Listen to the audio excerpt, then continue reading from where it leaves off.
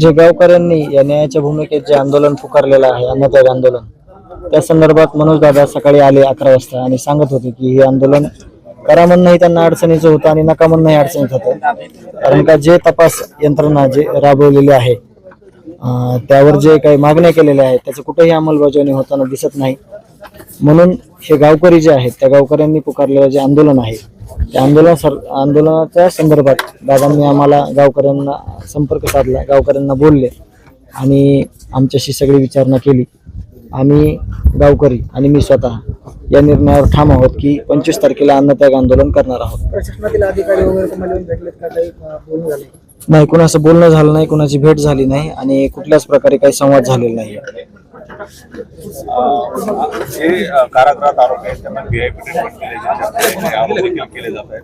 तुमच्याकडे या संदर्भात काही माहिती आली आहे का? प्रशासनाला देणार आहे? माहिती आलेली आहे, परंतु ती खरी आहे का खोटी आहे त्याचं आपल्याला व्हेरिफिकेशन करणं खूप महत्त्वाचं असतं. त्याचं व्हेरिफिकेशन बघून म्हणजे त्याचे काय खरं आहे त्याच्यात आणि काय खोटं आहे हे बघून आम्ही लवकरच ती माहिती प्रशासनाकडे देऊ.